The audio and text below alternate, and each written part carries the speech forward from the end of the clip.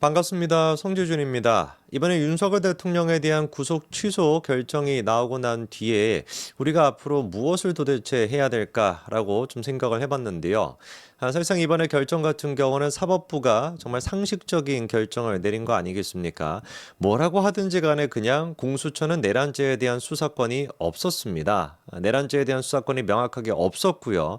그런데 그거를 민주당이 우기기 위해 가지고 서부지법의 이순영이를 이용을 했던 것이고 공수처 또한 마찬가지로 이순영을 이용을 했고 이순영이 또한 마찬가지로 자발적으로 제가 보기에는 사실상 나를 이용하십시오라고 내던진 거가 그냥 전부였던 것이죠.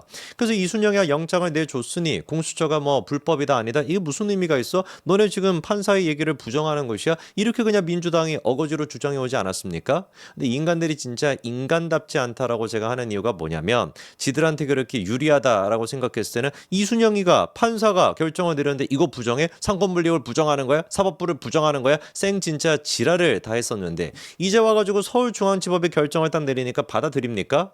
뭐 이때는 같은 무슨 뭐 사법부를 존중합니까? 아니잖아요. 당장에 무슨 뭐 심우정 검찰총장을 갖다가 탄핵을 시키겠다, 당장에 사퇴하라라고 하면 별 그냥 막 지금 발광을 떨고 있지 않습니까? 이러니까 이것들을 갖다가 우리가 정상적인 어떤 정치 집단이라고 볼 수가 있겠냐고요. 아예 그냥 법치라고 하는 것 자체를 쥐뿔도 관심을 갖지 않고 쥐뿔도 수호할 생각이 없는 게 지금의 민주당입니다. 사라지는 게 그냥 답인 거예요. 그런데 이 민주당만큼이나 이번에 문제가 되고 있는 게 바로 헌재인데 저는 아까 말씀을 드렸던 것처럼 윤석열 대통령에 대한 구속 취소 결정이 나오고 난 뒤에 우리가 해야 되는 것은 헌재 재판관에 대해 가지고 집중적으로 압박을 해야 된다. 압박을 해야 된다라는 게 개딸들이 하는 것처럼 집단 린치를 가야 된다. 뭐 이런 얘기를 드리는 것이 아니라 도대체가 이 판사들의 문제가 무엇인지를 더 많은 국민들한테 더 많이 알릴 수 있는 어떻게 보면 강력한 도구가 생긴 것이죠. 지금까지는 그냥 우리가 했던 얘기라고 한다면 정치인이 하는 얘기, 뭐 법조계 무슨 뭐 사람들이 했던 얘기라고 한다면 지금 이제부터는 얘기가 확 바뀌게 된 겁니다. 뭐예요? 사법부가 결정을 내린 것인데 헌재가 너네가 부정할 거야. 이렇게 이제 우리가 맞받아칠 수가 있는 거죠. 사법부가 결정한 것인데 어떻게 민주당이 이거를 부정할 거야? 이런 논리로 우리가 싸워야 된다라는 겁니다.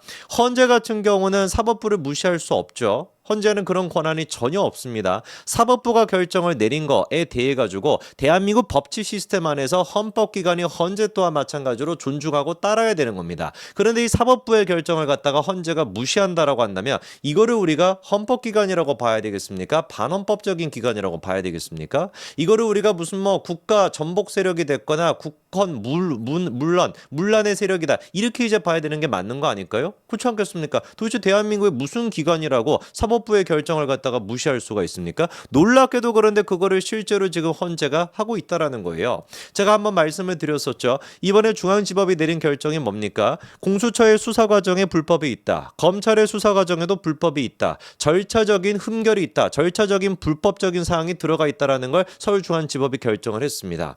헌재가 그러면 냈어야 되는 입장은 뭐겠습니까? 중앙지법 사법부가 그런 식으로 결정을 했으니 탄핵 심판 선고에도 관련돼 가지고 우리가 고려를 해보겠다라든지 아니면 탄핵 선고 자체가 지금 이제 다가오는 금요일 날 있을 거다라고 하는 얘기가 있는데 이 날짜 자체를 갖다가 특정하지 않고 조금 더 우리가 시간을 갖고 관련된 논의를 해보겠다. 이런 식의 뭔가 양보적인 입장이 나와야 되는 것이 당연히 상식적인 모습이죠. 헌재가 그런데 내놨던 입장은 뭐였습니까? 형사소송법과 형사재판과 헌법재판은 다르다라고 하는 게 헌재의 사실상 입장이었습니다.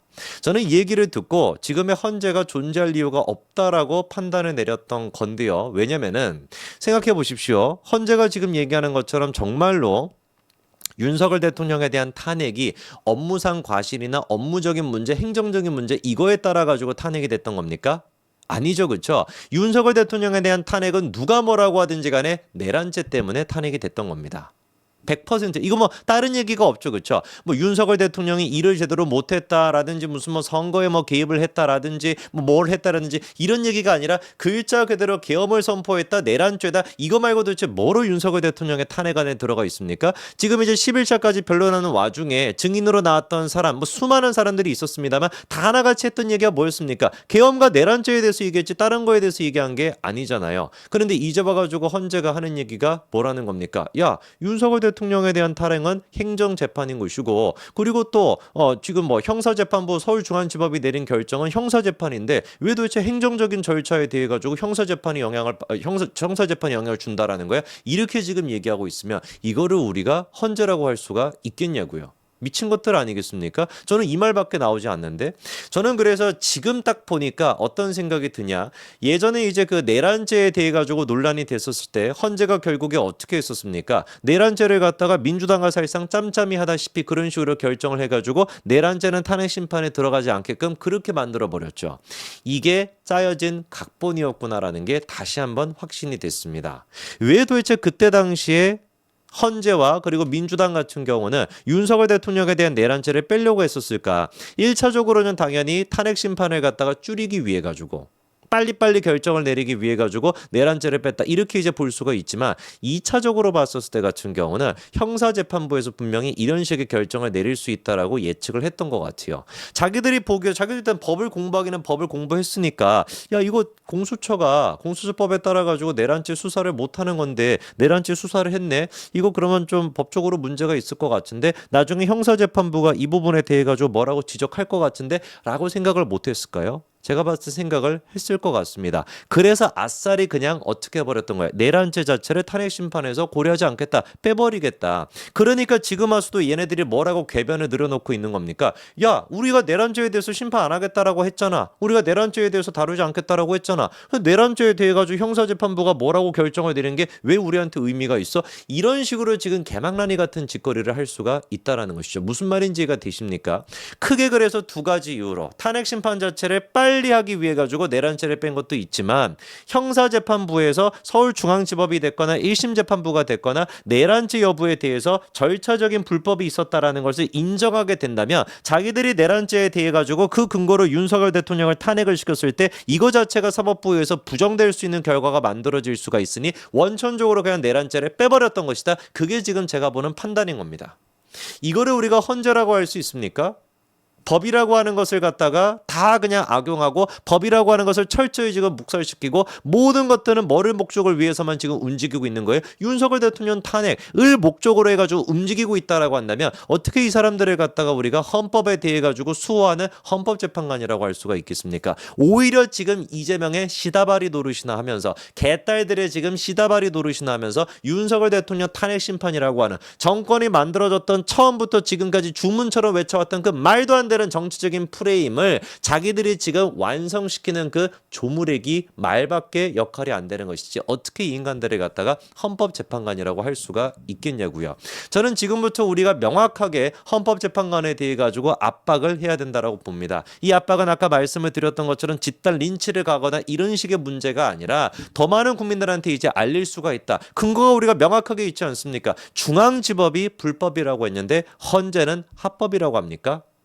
이거면 끝나는 거 아닌가요? 사법부가 불법이라고 했는데 헌재는 합법이라고 합니까? 이렇게 하면 결정이 되는 거 아니겠습니까? 대한민국의 헌재는 사법부를 무시하는 존재인가요? 대한민국의 헌재는 헌법기관이기 때문에 무슨 뭐 사법부 위에서 군림하고 있는 상황 같은 존재입니까? 그런 식의 인식이야말로 독일 나치에 있었던 파쇼 정당의 모습 아니었나요? 그게 지금 헌재가 하고 있는 딱 그 모양 그 꼴인 겁니다. 명확하게 물어봐야 됩니다. 명확하게 국민들한테 알려야 됩니다. 사법부는 불법이라고 하는데 헌재는 합법이라고 합니까? 헌재가 사법부를 부정한다라고 한다면 이 헌재는 필요한 것이냐? 우리가 질문해야 되고 더 많은 국민들한테 알려야 됩니다. 그래서 지금까지 진짜 지난번에 이제 그 이진수 방통위원장에 대해서도 만행 같은 결정을 내렸었고 검수완박 당시에도 만행 같은 결정을 내렸었던 이미선이나 문영배 같은 인간들 그 진짜 4명의 조무래기들 있지 않습니까? 이 인간들에 대한 실체, 이 인간들에 대한 그 추악한 실체를 갖다가 주식 부자람 얘기부터 시작해서 부동산의 신이다라고 하는 얘기를 듣는 이미선 재판관 부부 이런 인간들의 실체를 이제 더 많은 국민들한테 알릴 수 있게 된 것이죠. 사법부는 불법이라는 것을 헌재는 합법이라고 합니까? 이거를 국민들한테 알려야 됩니다. 여기까지 말씀드리겠습니다. 감사합니다.